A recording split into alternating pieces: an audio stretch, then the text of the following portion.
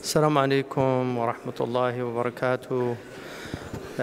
Peace be upon you, Pax Vobiscum. First of all, on behalf of Zaytuna College, just want to welcome all of you here to our campus. Alhamdulillah, praise God and ask for prayers and peace upon our Prophet and upon all of the prophets. We convened here with the Catholic Muslim Forum, which was an initiation that started as a result of the common word from His Highness Prince Ghazi bin Muhammad of the Kingdom of Jordan, who, with a group of scholars, sent a letter to the Vatican, and the Vatican responded. It was the council, the Pontifical Council for Interreligious Dialogue, and that initiated then the Catholic Muslim Forum, which has been meeting every 3 years. This is the 4th meeting that we've had, and we were fortunate at the college to host it here.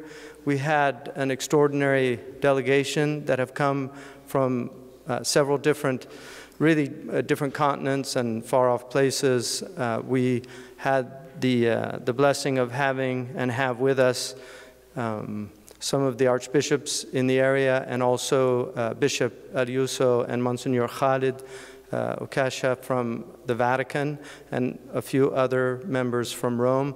We had a group of Muslims representing our faith, scholars that also came from different places, among them some of the faculty here at Zaytuna. And we spent 2.5 days discussing what it means to be human, which, oddly enough, as old as our species is, it's still a very relevant question. And I think it was a very fruitful experience for all of us who attended it. We have a story about Joha.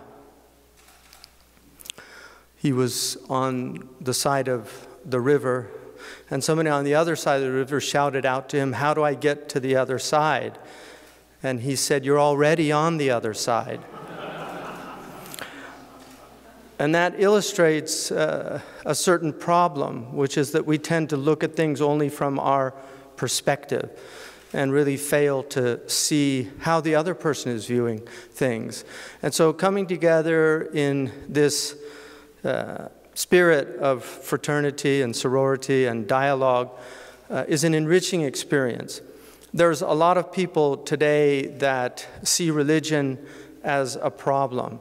And there are many areas, unfortunately, in the world where religion is enlisted. Unfortunately, and I feel really impressed, to use an older term, forced into violent situations and used very often as an innocent victim in conflicts that have much more complex problems than just simply religion. So we've come here and we're on what those of us locally refer to as the Holy Hill. And it's called the Holy Hill because 9 Christian colleges were founded here, and this eventually evolved into the Graduate Theological Union that supports these different colleges. And we have many students that have come here to study religion, especially in the context, the modern context. So it's been wonderful to have the Hill made a little holier by the presence of our guests who've come from afar. And I think the Holy Hill is a testimony to the ability for religions of different ilk and stripe to live together, not only tolerating each other, but actually showing mutual respect for each other. And one of the, toleration is a good thing, respect is a better thing, but toleration will do. And one of the things about toleration, if you use it as a medical term, the more you're exposed to a substance, the more you tolerate that substance. Drugs, people that use drugs, they become more and more tolerant to that drug, their body. They don't react to it like they do. So I think in that physical reality is an analogy for us. The more we interact, I think the more we come to tolerate each other and very often even respect each other, especially when we see the extraordinary shared aspects of our religious traditions. The Quran tells us, لَتَجِدَنَّ أَقْرَبُهُمْ مُوَدَّةً لِلَّذِينَ آمَنُوا وَالَّذِينَ قَالُوا إِنَّ النَّصَارَى. It tells us that those who are closest to you in love, to the believers in Islam, in love, are those who say we are Christians. ذَلِكَ بِأَنَّ مِنْهُمْ قِسِّيسِينَ وَرَهْبَانًا. That's because among them are pious priests and monks and nuns, and وَلَا يَسْتَكْبِرُونَ وَأَنَّهُمْ لَا يَسْتَكْبِرُونَ. And they don't show arrogance. And one of the hallmarks of Christianity and the way of Jesus is the way of humility. He rode into Jerusalem on a donkey. The Arabs say, رَحِمُ اللَّهُ إِمْرَأً رَكِبَ حِمَارَهُ وَعَرَفَ قَدْرَهُ. May God have mercy on a man who rides a donkey and knows his limits, meaning it's a humble thing to ride a donkey, not a horse or a mule. But the way of Jesus is also, for Muslims, Jesus represents zuhud in the world, which is a type of not so much renunciation, but detachment of not allowing the world into the heart. And that's something that is more needed now. It's interesting that our two faiths both believe in the second coming of Christ. It's not the Prophet Muhammad that comes back. It's in our tradition, it's Jesus who comes back also. And in a world that's inundated with gross materialism, incredible extravagance and consumerism, while at the same time having starvation, having incredible people living in abject poverty. This imbalance is so overwhelming. And a poem that I often quote and make the students here memorize is from Robert Frost, who said, "Some say the world will end in fire, some say in ice. From what I've tasted of desire, I hold those who favor fire. But if it had to perish twice, I think I know enough of hate to say that for destruction, ice is also great and would suffice." These are the two sins, what Dorothy Sayers in her wonderful essay on the 7 deadly sins calls the hot sins and the cold sins. The cold sins are pride and greed and anger, envy. And the hot sins are lust and gula, gluttony.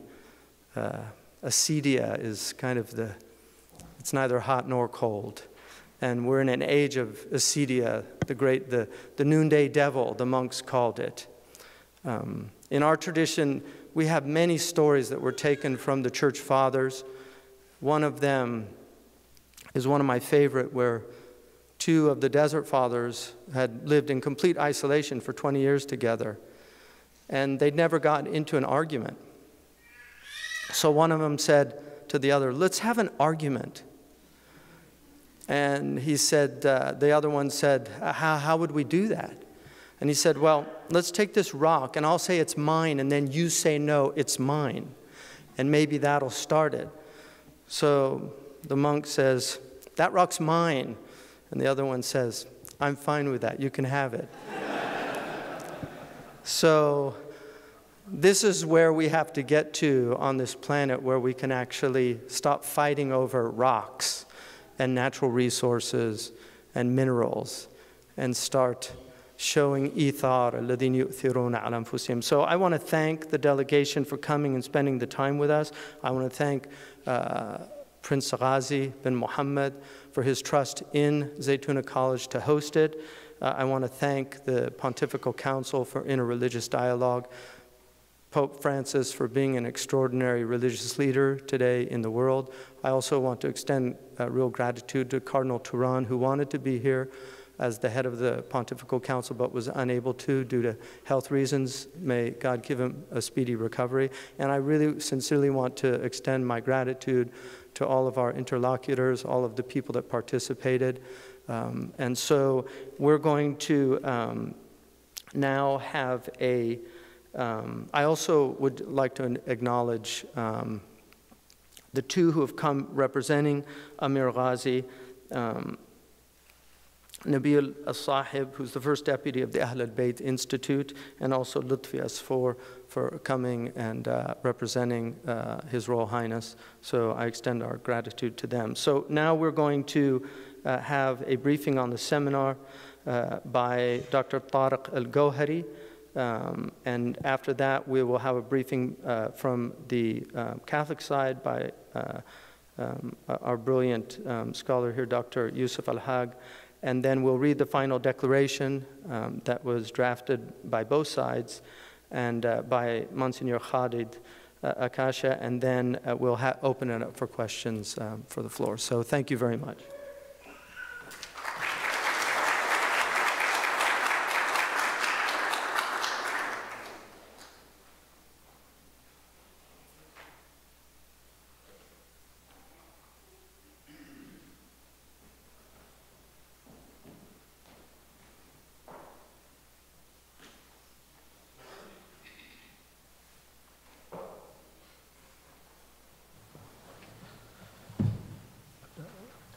أكيد. بسم الله والحمد لله والصلاة والسلام على سيدنا رسول الله. Thank you, Sheikh Hamza, for the introduction and for the overview. So I spoke with Dr. Yusuf before, and we're just going to, I think, just be very personal about our own reflections since we're going to read the final declaration. So as Sheikh Hamza mentioned, the gathering, and alhamdulillah, I've been very fortunate to be a part of this initiative from the very beginning, although from sort of the behind the scenes. So this is the first time that I get involved in sort of an intellectual way, and I'm very, it's almost amazing to see where we were and how far we've come in these last, almost decade now. Alhamdulillah, for everyone that's been involved. So today, this forum, we wanted to talk about what it means to be human, and to do that, we discussed three large topics: the definition of what it means to be human from both the Catholic and the Muslim perspective, the integral development of a human being from both, again, Catholic and Muslim perspectives, and then the obstacles to this type of development. I wanted to share with you four of the main themes that I feel came out that we ended up sort of coming back to again and again. The first was the importance of freedom. Freedom as a fundamental path to true faith, that a human being is endowed with a God-given freedom to find their path to God. And without that type of freedom, faith becomes a type of hypocrisy, or it becomes some sort of coercion. Another theme, and these are in no particular order, but another theme was dignity. That there is a fundamental God-given dignity to the human being, irrespective of creed and action and function throughout life. And this is something that was very clear, particularly from Dr. Hodge's presentation, but also from our own primary sources. وَلَقَدْ كَرَّمْنَا بَنِي آدَمَ, we have ennobled the child, the human being, so on and so forth. أَوَلَيْسَتْ نَفْسًا, these type of stories that we have in our own tradition that highlight the same exact function of the dignity of the human being. We also talked a lot about the common good and defining what the common good means vis-a-vis plural societies. And when we live in plural societies, and when we live in a society or a globe that's so intertwined, how do we protect, promote, advance the common good? And from this, we talked about access to resources, whether they be physical resources, economical resources, in our case, spiritual, religious, intellectual resources that both our traditions have. How do we give access to that to those that need access? So we spent a lot of time, I think maybe the majority of the time, really speaking about the common good. And lastly, we talked about responsibility and really a moral obligation that we have as, to use a Christian term, men of the cloth, as it were, as representatives of our faith tradition. We have a moral responsibility to address these common problems and that these problems are above religion. They're problems of mankind. And as Sheikh Hamza was saying, we still struggle as a species to define what it means to be human. But these are human problems, problems of resources, problems of armaments, problems of economic disparity, so on and so forth, that we have a moral obligation to address them. And this will be reflected in the statement. Lastly, one of the things I wanted to share with you is the unbelievable amount of overlap that both our traditions had in trying to tackle these concepts. Even though this construct of integral human development is really a Catholic, the word, the verbiage of it is a Catholic, we adopted this from our Catholic brothers and sisters, the unbelievable ease of overlap. Usually when we have these conversations, we have a problem with the mustalahat, we have a problem with the terminology. And even the terminology was very simple. Dignity, freedom, common good, maslaha, these type of things. And that kind of surprised us. I think in the beginning we found ourselves on the first day saying, okay, well, we all agree, so let's just get to the real stuff so we can talk about how we can make a difference. And that's what's also impressive, is that not only do we have shared values, but we also have shared methods of achieving those values publicly. So there's just really too much overlap, obviously for it to be a coincidence. And we feel very motivated and very optimistic that this gathering, now the fourth such gathering of this Muslim Catholic forum, we hope that now we can move beyond just the stated statements that summarize these gatherings and find a way to implement them in our own institutions and our own congregations and our own communities around the world. So really very, very positive, a lot of kindred spirits, fraternity between all of us, we learned a lot from one another. And I'll leave it to Dr. Hodge to give his briefing as well. Thank you. Good evening, ladies and gentlemen. I have been in many, many Christian-Muslim encounters, dialogue. And I can say without hesitation that this is one of the most interesting and most fruitful encounters in my life. And I really will leave this encounter and this meeting with really the best possible memories. Our theme was about development, and we wanted to give a new meaning to the word development, humanize development, and make it for all men and for the whole of man. That is the meaning of the word integral. Development as is understood today is just the economic dimension, etc., etc., and we wanted to give it another meaning. Not we, but this is, in fact, what is our obligation to do. People are expecting from our religions an answer. They are expecting solutions to their conditions of life. We have misery, we have poverty, we have diseases, we have wars. Our globe is under danger. We are just mismanaging the resources. And religions have to step in order to give solutions.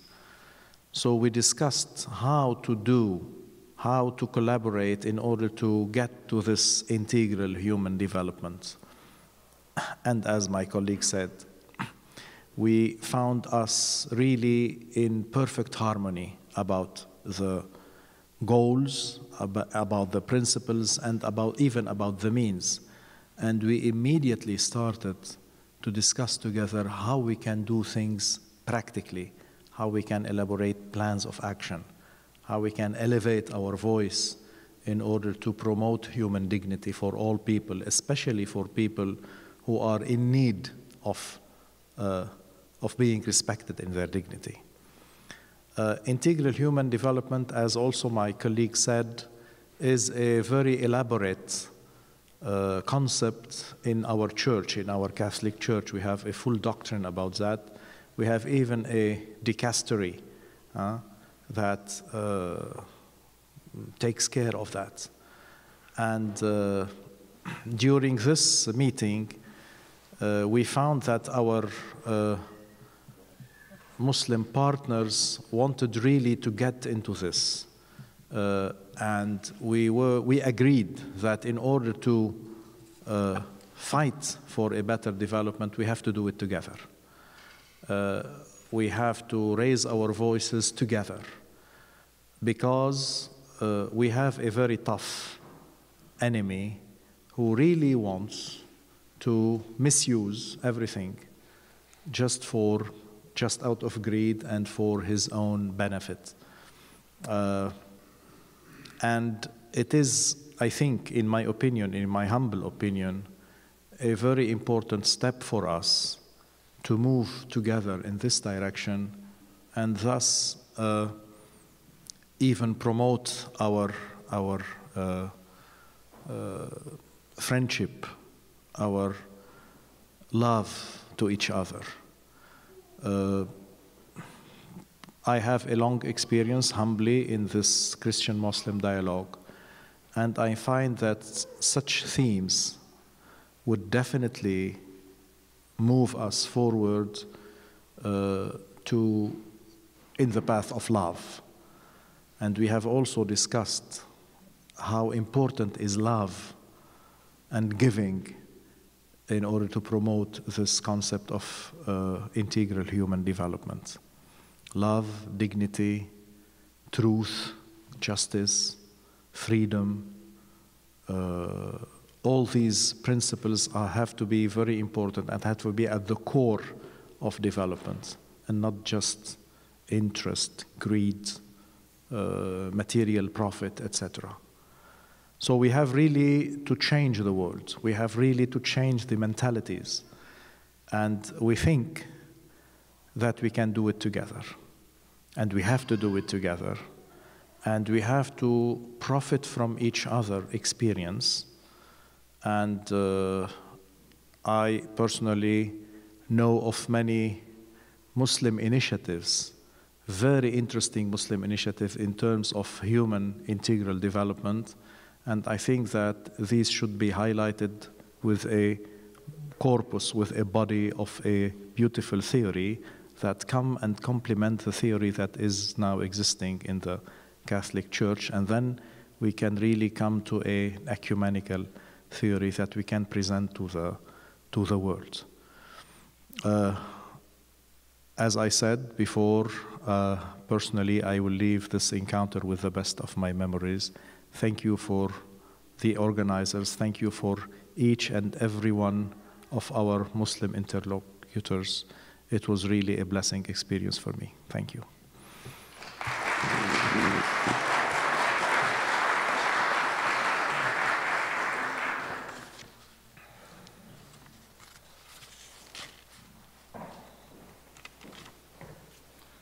So now I'd like to ask Monsignor Khaled Akasheh to read the actual declaration that we... فليتفضل مشكورا.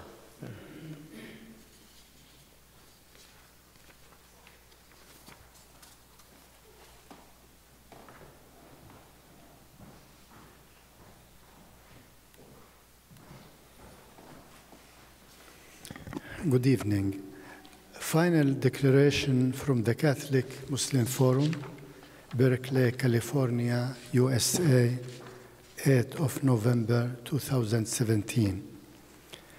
The Catholic Muslim Forum, established in 2008 by the Pontifical Council for Interreligious Dialogue and the signatories of the Open Letter, A Common Word, to Pope Benedict XVI and other Christian leaders, held its fourth seminar in Berkeley, California, USA, from 6th to 8th November 2017 on the theme Integral Human Development, Growing in Dignity, Catholic and Muslim Perspectives. The seminar, hosted by Zaytuna College, was held under the patronage of His Royal Highness Prince Ghazi bin Muhammad of Jordan, coordinator of the Muslim side of the forum, and that of His Eminence Cardinal Jean-Louis Touran, President of the Pontifical Council for Interreligious Dialogue. The theme was studied under 3 sub-themes, treated respectively from the Catholic and the Muslim viewpoints. First, what does it mean to be human? Second, integral human development. And third, obstacles and opportunities to integral human development. 12 persons from each side participated, along with 6 observers. The Muslim delegation was led by Sheikh Dr. Hamza Yusuf, President of Zaytuna College, and the Christian delegation by the Most Reverend Miguel Ayuso Quixote, Secretary of the Pontifical Council for Interreligious Dialogue, on behalf of Cardinal Touran. The participants from the Muslim side were as follows: Imam Zaid Shakir, co-founder and senior faculty member of Zaytuna College; Hatem Bazian, provost and co-founder, Zaytuna College, Berkeley; Dr. Omar Quraishi, Hatem Bazian is also PhD. Then Dr. Omar Quraishi, faculty of Zaytuna, who presented the theme, What It Means to Be Human. Sheikh Omar Aboud, director of the Institute for Interreligious Dialogue in Argentina; Dr. Tarek Elgawhary, who presented Integral Human Development, who is also the CEO of Coexist Foundation; Dr. Ismail Attas, assistant professor of Middle Eastern and Islamic Studies at New York University; Dr. Abdullah bin Hamid Ali, who is at the faculty of Zaytuna College; Dr. Walid Mus'ad, director of Muslim Student Life at Lehigh, who presented the obstacles and opportunities to integral human development; Dr. Ali Atiyah, faculty of Zaytuna at Zaytuna College; Sheikh Faraz Khan, faculty Zaytuna College; Dr. Iyad Al-Qutbi, faculty Zaytuna College.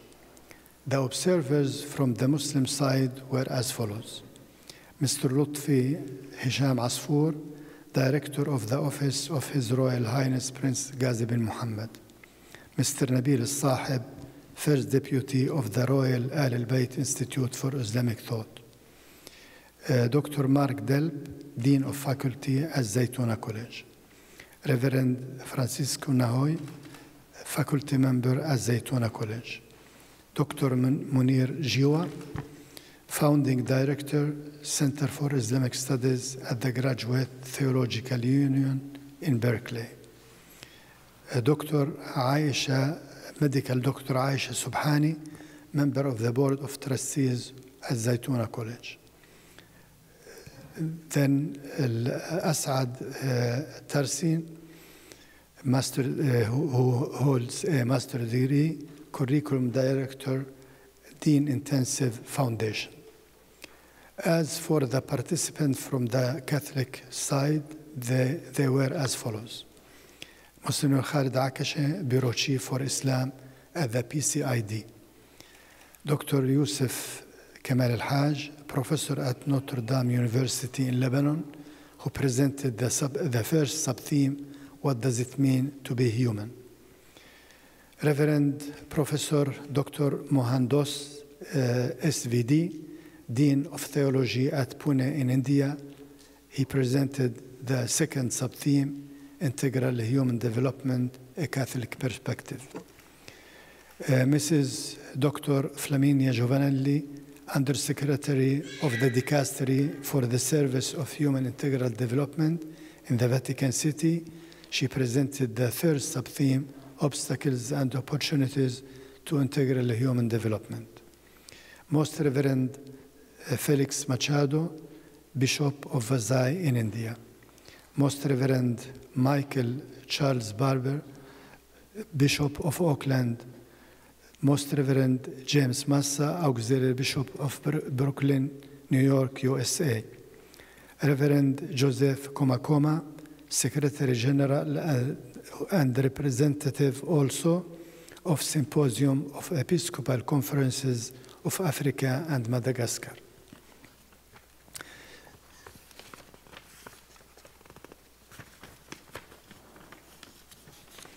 Reverend Andrea Pacini, he represented the Council of European Bishops' Conferences. He comes from Turin in Italy. Professor Paolo Carrozza, Director, Kellogg Institute for International Studies, Professor of Law and Concurrent Professor of Political Science, Notre Dame University, Indiana, USA. Monsignor Labib Qubti, Priest of the Latin Patriarchate of Jerusalem. He lives in San Francisco, California. The observers from the Catholic side were Reverend Russell Murray, OFM, General Animator for Evangelization at the General Curia of Franciscan Friars in Rome. Reverend Kevin O'Brien, Dean and University Professor, Jesuit School of Theology of Santa Clara in Berkeley. Reverend Bernard Poggi, Priest of the Latin Patriarchate of Jerusalem. He studies at Berkeley. Sister Marianne Farina, Dominican School of Philosophy and Theology at Berkeley. Mrs. Julia Nembrini, member of Communion and Liberation, USA. Father Anne Tran, Assistant Professor of Historical and Systematic Theology, Jesuit School of Theology, Santa Clara University. After listening to the presentation of the papers by Muslim and Catholic scholars, the participants noted with satisfaction significant convergences between their respective traditions. Such convergences constitute a motive of hope, not only for Christians and Muslims, but for all, favoring a meaningful collaboration for the promotion of integral human development. After sharing viewpoints, ideas, and concerns, the participants agreed on the following. Christianity and Islam both assert that God created humanity, placing it at the very summit of creation, for use with gratitude and wisdom, with respect for the laws of nature, as stewards for the earth and her resources, gifted by Almighty God for all generations. Second, God bestowed on every human being inalienable dignity from which we derive our fundamental rights and institute governments to protect. Third, we assert the equal dignity and value of all persons, irrespective of their race, gender, religion, or social status, and we categorically condemn any attempts to stereotype any people or attribute collective guilt to them for the actions of individuals among them. Fourth, freedom of conscience and of religion resides at the peak of the edifice of human rights. Therefore, our collective duty demands that we respect, preserve, and promote such rights. 5. God, our Creator, wills the integral growth of every human person for the full flourishing of God's gifts, body, soul, intellect, and spirit. 6. Christianity and Islam have moral, intellectual, and spiritual resources that can contribute to the integral human development of both individuals and communities. Persons of goodwill committed to the common good are the natural allies of believers desirous of the holistic development of persons, communities, and all of humanity, and the conservation of the environment that sustains us. 7th, as believers, we are all called to do all what we can to address all that hinders the integral development of humanity, including any erroneous interpretations or understandings of our respective sacred texts and traditions. 8th, we believe that insecurity, conflicts, and the proliferation of armaments constitute grave obstacles to the realization of God's will for humanity, its well-being and growth in peace and security. This is why we consider it our moral obligation to denounce wars and the arms trade that facilitate them, and instead use humanity's resources for our personal and collective flourishing.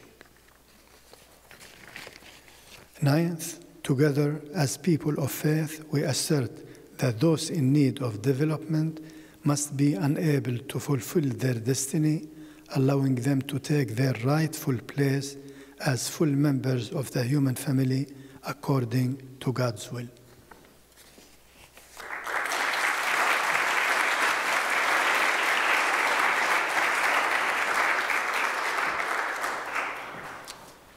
All right, thank you. I'm going to ask His Excellency Bishop Yusuf to come to the table. Also, Professor Paulo Carroza, and from our side, I'll sit with Dr. Ismail Atas and open it up for any questions that anyone has.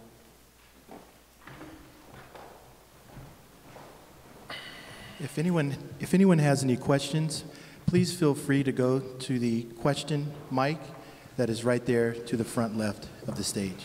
Just feel free to come forward on your left. There's a mic on a stand to take your questions.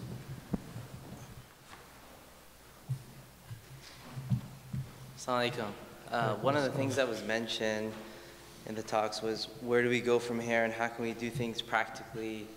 I'm just wondering, was that part of the discussion in terms of this being an intellectual endeavor amongst academics and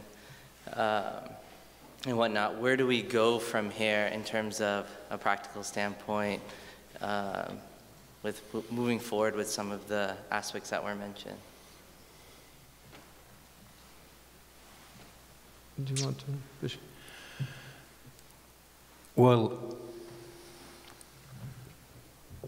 it is a roadmap. It is up to us.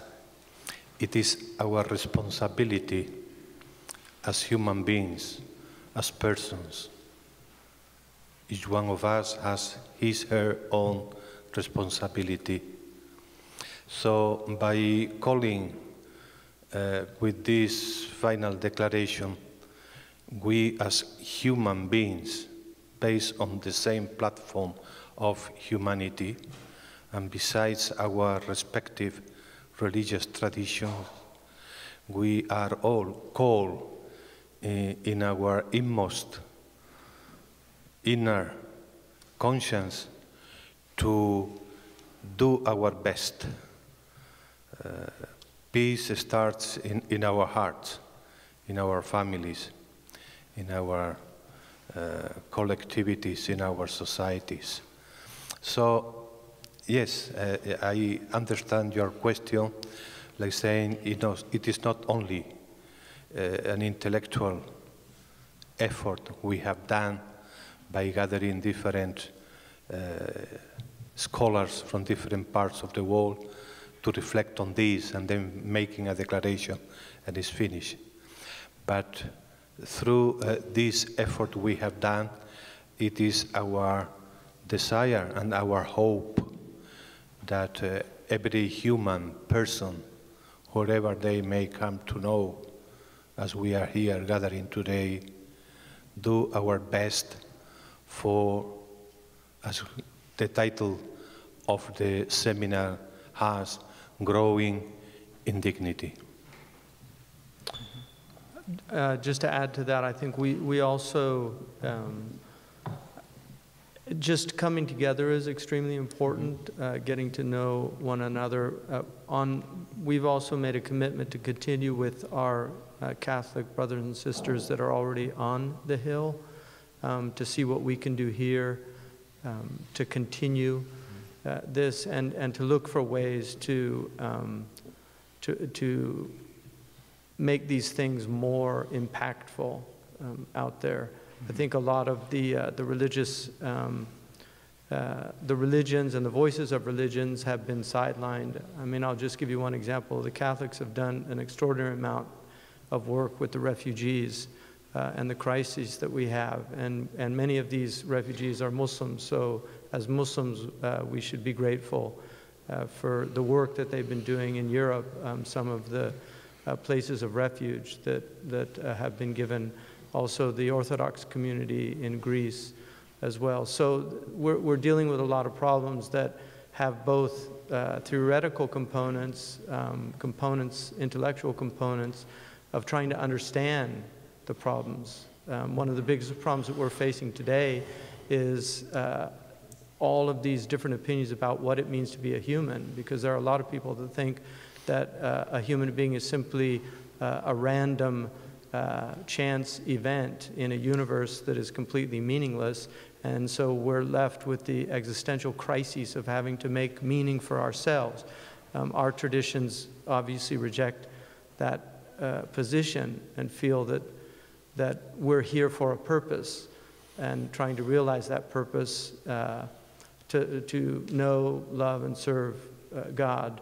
And knowing, loving, and serving God is directly one of the fruits of that is serving God's creation, knowing God's creation, loving God's creation, and serving God's creation.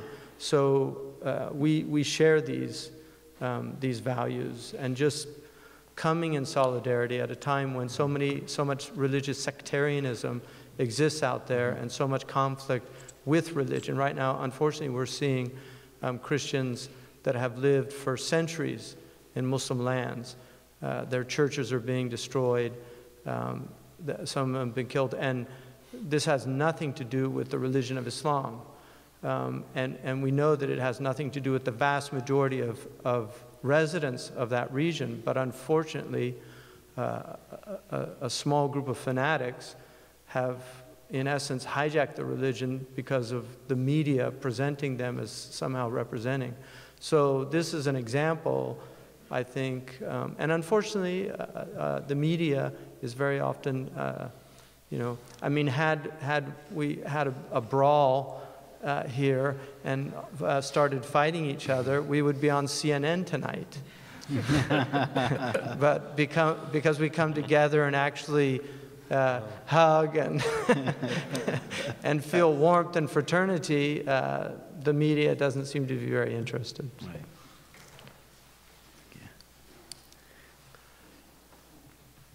Father Francisco, oh, go ahead.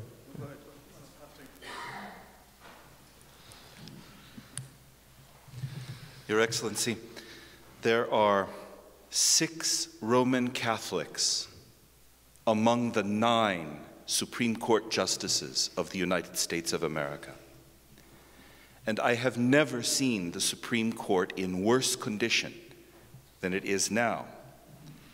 It suggests to me that Roman Catholicism has not been as effective in promoting democratic pluralism as it might have been if Roman Catholics were better formed according to not only the doctrine of the Church, but the intellectual tradition of Western civilization.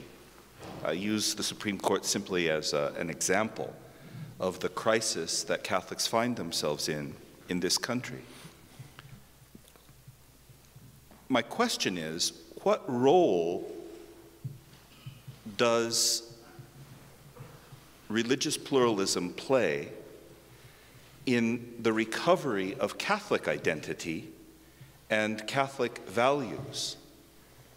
It strikes me that this is a dimension of interreligious dialogue that we don't often discuss. We often want to assume that we come with our traditions intact into the context of dialogue.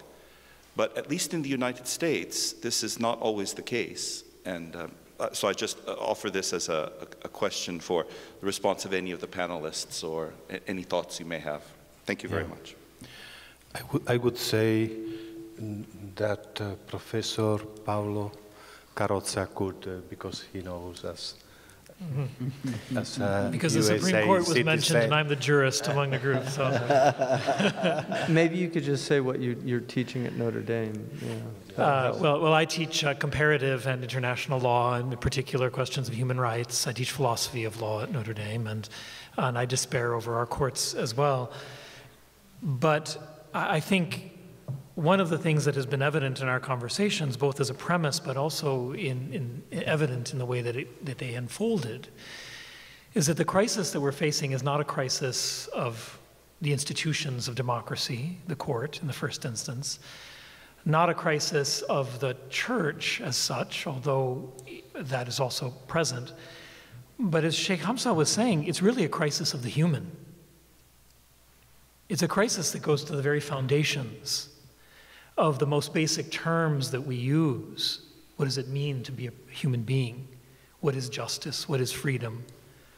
These are terms that have been emptied of their content for us in the modern world. And so we have to go back to the foundations.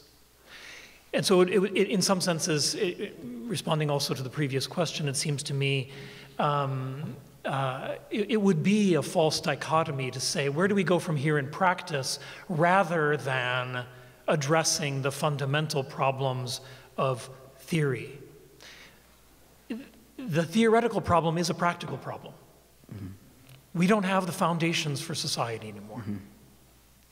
And in reconstructing those, we lack the resources because for too long, religious traditions have been stripped of their role in generating those foundations. So exactly what we've seen in this dialogue here, it seems to me, affirms to us, it confirms in practice that reconstructing the foundations of a pluralist society, of a genuine democracy, of a society that tends towards justice and the common good and human dignity, involves deeply engaging the traditions in which we find ourselves. Mm-hmm. Too often, I think, in the modern world, the other is treated as an obstacle to me, to myself, to my own tradition. What we've seen here, in fact, is that the encounter with another is the way that I know myself more deeply, that I renew my own faith, my own traditions, my own foundations, and that allows us then together to construct something that is more suitable to the good of all of the community. So what we have on the Supreme Court, coming back to the beginning, is an institution that is paralyzed in large part because they don't want to have a dialogue, a true dialogue. Each one is there to assert his own position or her own position against the other. And precisely the fruits of what we saw here in 3 days is an attitude that came out of not coming here to try to assert our own position against the other, but precisely by putting all the depth of our tradition on the table in front of the other, to engage in the kind of dialogue that is capable of reconstructing our society from the foundations. And here, yes. I think that I could remind that in our discussions, we have seen the riches we have. As far as Catholics, we have been constantly reminding of the importance of rethinking and reviving the social doctrine of the Church. We need also to educate, to prepare a new generation that may grow in this spirit for giving to humanity and to society, to help the society by offering its best for building social cohesion and building the common good of all. Right. And I just want to add that one of the experience, my own experience being in this past 3 days is I think what we have been able to achieve is precisely this, sitting together to actually think about what is the problem. I think most of the time our weakness is that we tend to look at the superficial problems, the branches, rather than actually sitting down to think about actually what is the root of the problem. And that is actually quite a difficult thing to do. And I think this past 3 days, we've been sitting together to really think about what are the roots of the problem, what is the foundational problem, how to define the actual problem so that we know where we should actually think about the solution and how to target that effectively rather than looking at just the branches of the problem. And I think, you know, having two different religious traditions sitting together to think about the common problem of humanity that is facing us, I think it's a practice that needs to go on. You know, perhaps this is not the and it should not be the end, because you know the problem that we are facing is so big, it's so huge, so massive, that I think what is important is for us to keep on, you know, sitting together, thinking together, and you know, keep on trying to define the problem, right, in order to think about the solution. Thank you.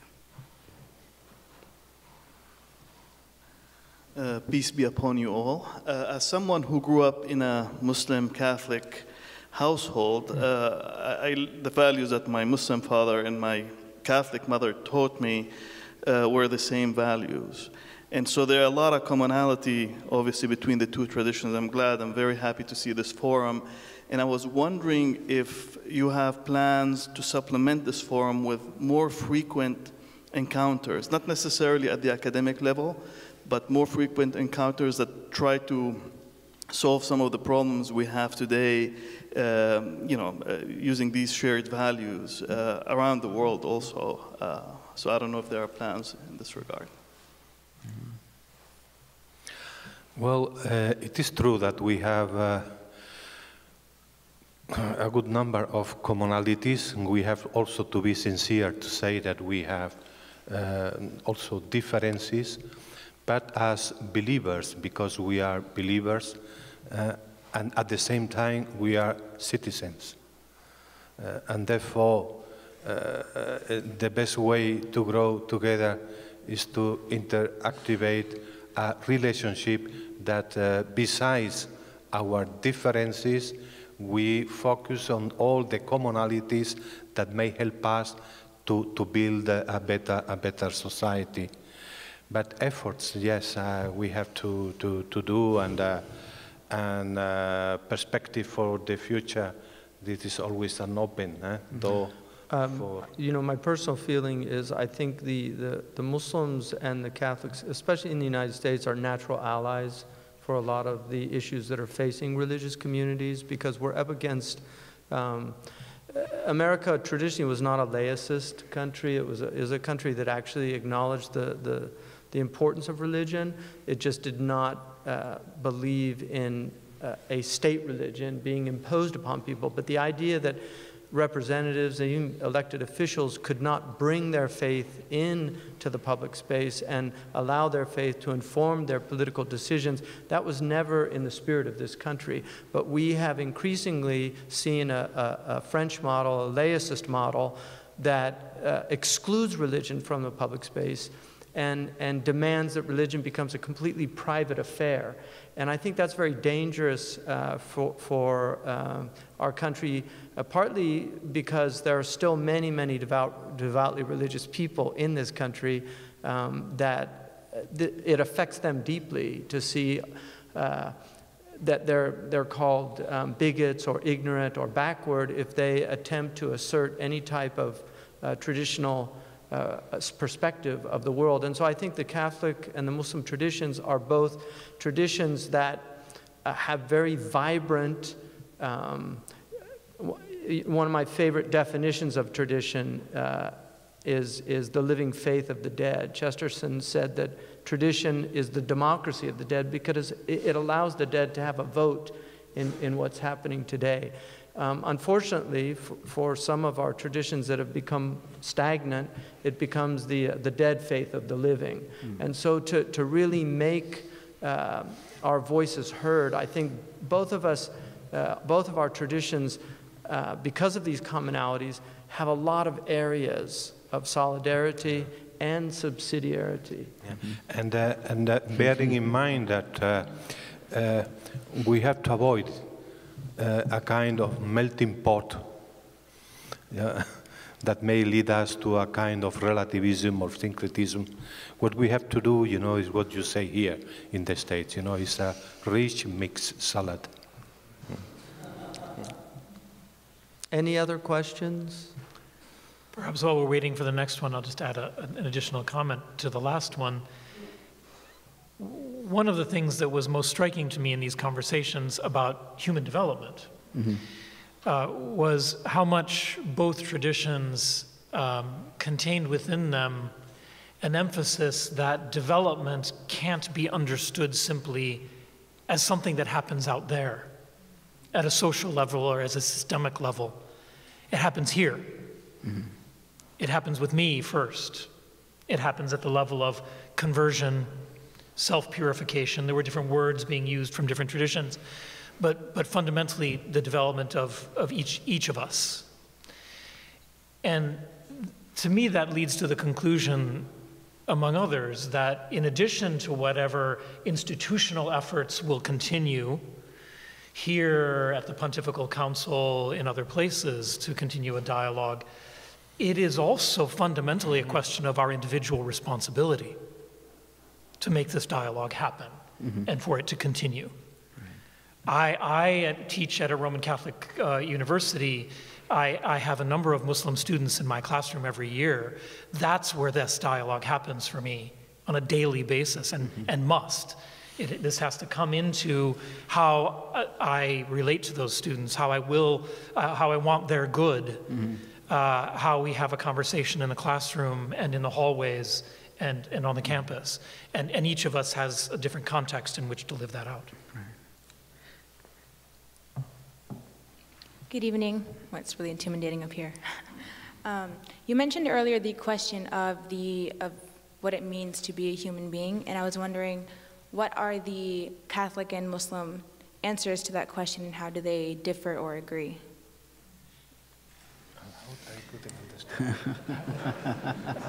How the question of what it means to be a human being, what's the Catholic view of how does it differ? Well, thank you for this embarrassing question. But you see, the human being is the person, human person. This is the beauty of life. And we have made in the declaration, in the first point, that we believe that God has created us. So, the very concept of a person, of a human being, it is the instrument through which there can be the pursuit of a fully human development. And the person means relation. The person is not individualism. The person is relation. The person affirms inclusion and not exclusion, because every person has to love all the others. This is the love of God for us. This is our love for our neighbor. So including everybody, everyone. At the same time, the person and every person is unique, inviolable, dignity that has every person. But unfortunately, as we have discussed in our seminar, there is exploitation. Human beings are being exploited. But the human person is not for the exploitation, but the human person is to respect its dignity, and everyone has his, her own. And then every human person is to be free. So is always called to live in freedom. So no coercion. And here also we see in many ways how coercion is present in many ways in our world. So our seminar, Growing in Dignity, this is a roadmap to grow, but the beauty of every human person. And when today we see the increasing of populisms, of hate, hatred, violence, when we see this culture that is of destructive culture, or destructing or deconstructing other cultures by promoting a culture of violence, of death, it's violating every human person. So for us Christians and for us Catholics, the dignity of every human person is sacred. And this means that we have to make this projection at all levels so that we may integrate everybody in a spirit of brotherly love as God taught us.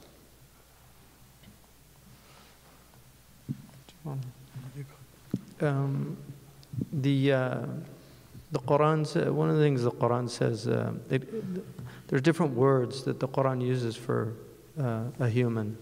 One of them is insan, which is from an Arabic word which means to be intimate with, anisa ya'nasu, which means to be intimate with. So the human being is intimate both with himself, with his internal dialogue, and with others, but more importantly was created to be intimate with God. We have an apocryphal tradition that says that I was a hidden treasure that loved to be known, and so I created creation to know me. The Quran says that مَا خَلَقْتُ الْجِنَّ وَالْإِنسَ إِلَّا لِيَعْبُدُونَ. We've only created humans and the spirit world to worship. And Ibn Abbas, one of the great commentators of the Quran, said, meaning to know God, يَعْرِفُونَ, to know God, يَعْبُدُونَ لِيَعْرِفُونَ. And so the human being is a unique creation that Allah subhanahu wa ta'ala, God, has set amongst the rest of creation and set apart, not by degree, as the evolutionists would say. They would say that a human being is different with the other animals by degree. We actually would say that the human being is different by kind, that it's actually, we are a different species. And when we define the human being, both our traditions define the human being as hayawan natiq, as a living being of intelligence, of reason. And that intelligence was created to know God. Everything else in creation knows God by the instinct of that creature. The Quran says there's nothing that doesn't praise God. Even we believe that inanimate things praise God, but praise God, they glorify God by their very nature.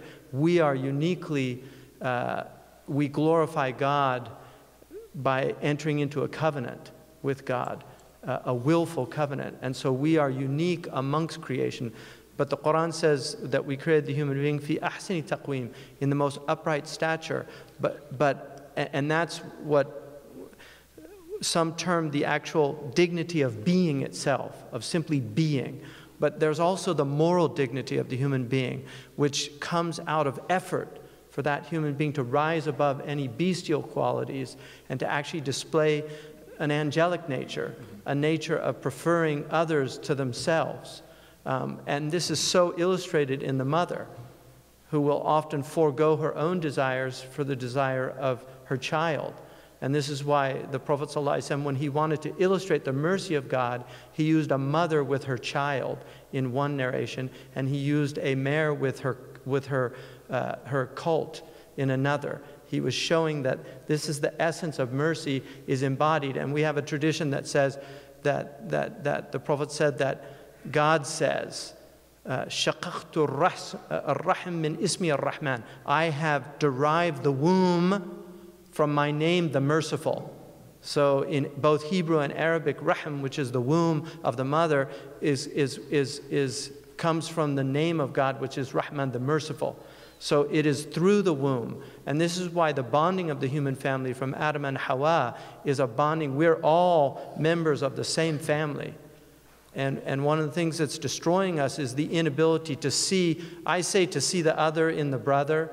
You know, we have, I mean, this is an interesting linguistic aspect of English and Arabic, that in the word brother you have other. But in Arabic you have brother in other, akh in akhar. So we have to not only see the other in brother, but we have to see the brother in other. And this is something we very often fail to do, to see the akh in the akhar. And then another really interesting quality of the human being, it says in the Quran that the human being khuliqa al-insanu halu'a, that the human being is created in a state of anxiety. So when we come into the world, we're screaming in terror. And it's the mother that removes that. But as we grow spiritually, it's God that will remove that fear. And this is why iman in Arabic, faith, and aman, security, are from the same root. That the only security that we will truly have in this world is faith. And it's faith alone. It's not reason that will give us that security. It can help us to achieve certain types of security, but ultimately our security is only through faith. And people will continue to need anxiolytics, Valium, and other things to still that anxiety unless they have that higher anxiolytic, which is belief in one true living God.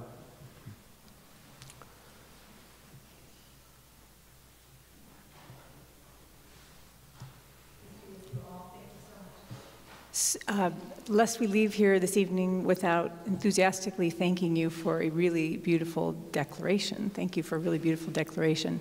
You had me, I think, at point 2, seriously. So my question is really about the declaration, and if you have as a group talked about, is it already in a state of perfection for your, do you feel that it's already in a state of perfection? Will there be further work on it? And when it's in that state, is there discussion about how that can be shared widely with the authority of this group? So regular household dinner conversations with the atheist and the Mormon and the Muslim, which represents my family, can have this dialogue based on the points in the declaration.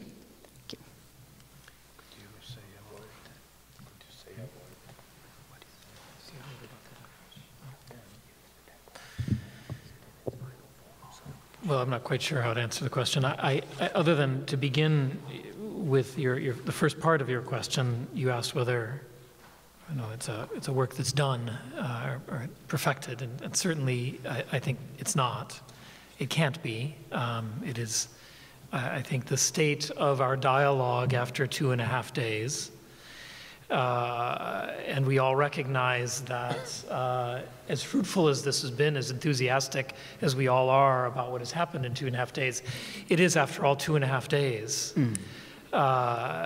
for a dialogue that needs to be permanent, that has a long history and let's be honest, often a troubled history. So there's much to overcome. In doing it. So it is always a work in progress, I think, and something that has to be not only an ongoing dialogue, but an ongoing experience of dialogue. So that a dialogue, not just as an abstraction, not just as a discourse, not just as words, but as an experience of living together in a certain exchange. I think that's what we've had in these 2 days, is an experience of interreligious dialogue, not simply the words being expressed, not a discourse.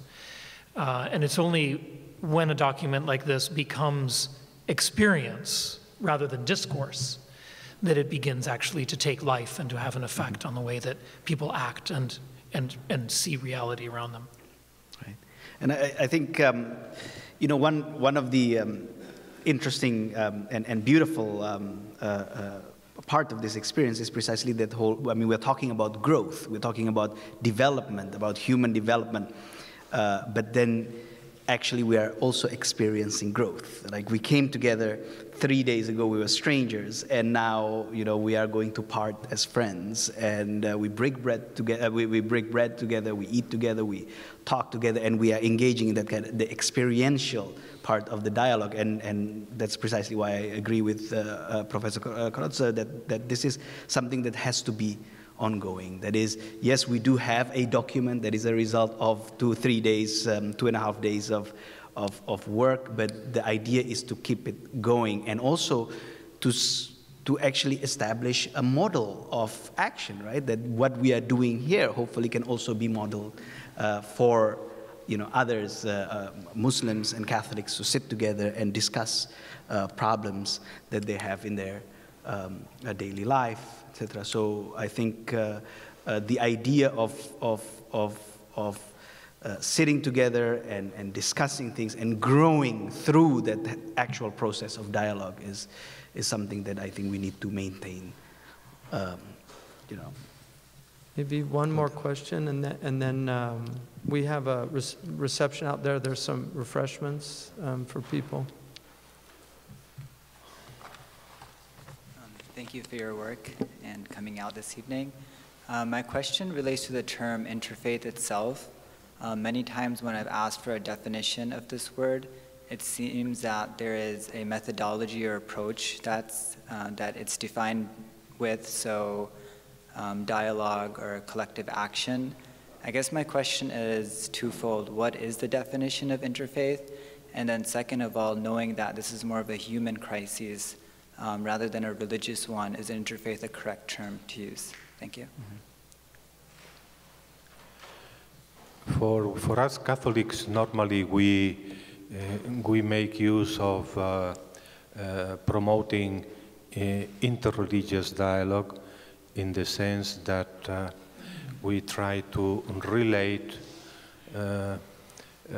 our relationship with members belonging to other religious traditions, in the sense that we promote this humanity of which we have been talking in our seminar and sharing together here in this public session. Because the real aim of is coming together from different religious traditions and promoting those true values or commonalities that we have in our respective communities. Sometimes when we make use of interfaith, we may relate to issues concerning our own faith, and there are issues that are belonging to the theological point of view, in which we are aware of our differences, and dialogue, when it is promoted, the aim is not just to sit one in front of the other for discussing about others' faith, but rather to know the faith and the values of the religion of the other in our difference, so as to enrich us mutually.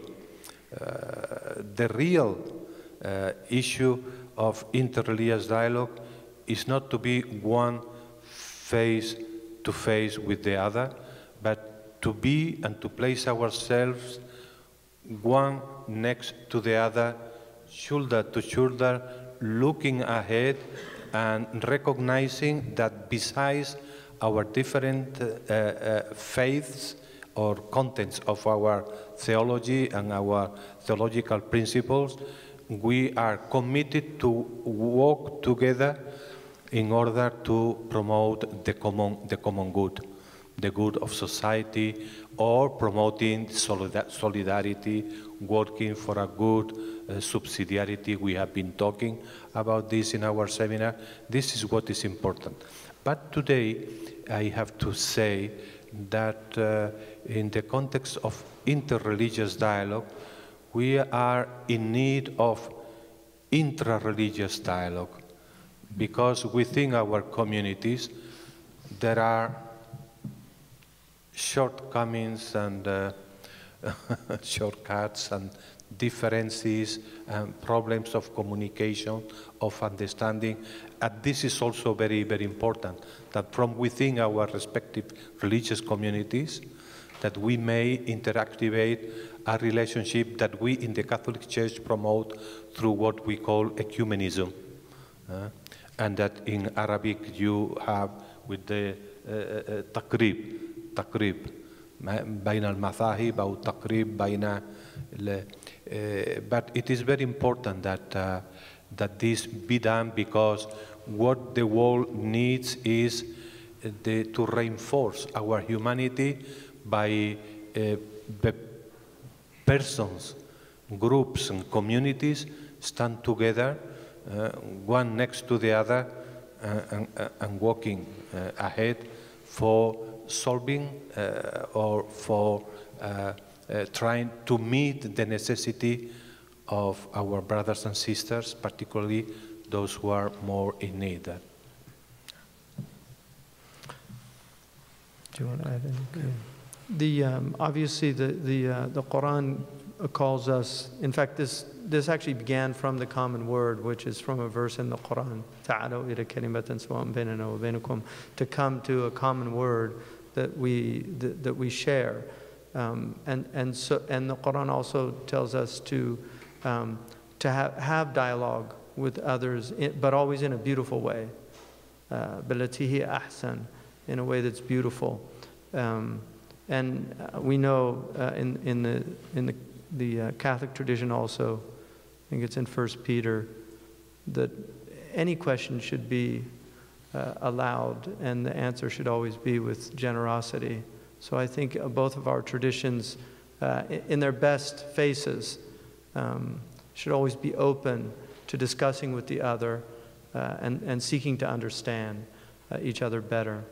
In conclusion, I really again want to thank the Pontifical Council for Interreligious Dialogue. I want to thank the representatives of His Royal Highness Prince Mohammed bin Ghazi and the Ahl al-Bayt Foundation, which is doing really amazing work. I want to thank this incredible delegation that came from a lot of different places to share your time and your knowledge and expertise with us. And I want to also thank the Muslim delegates also for your time and consideration. And I would like also to acknowledge the incredible hard work that Catherine Hamza and her team, Khadija, O'Connell, and others did.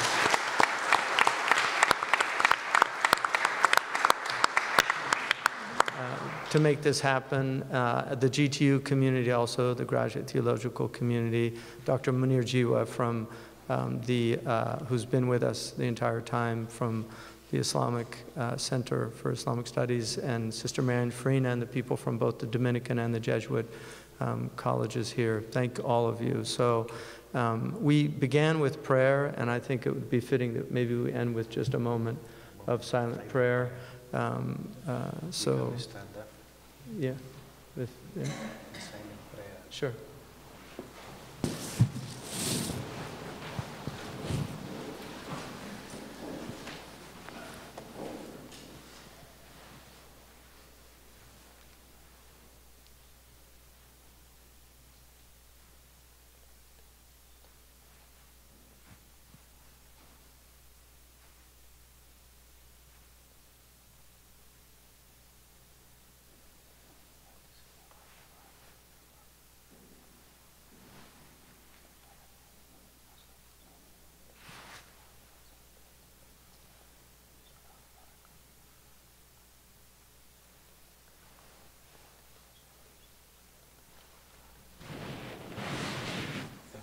There's refreshments for people. Again, thank all of you. Thank you.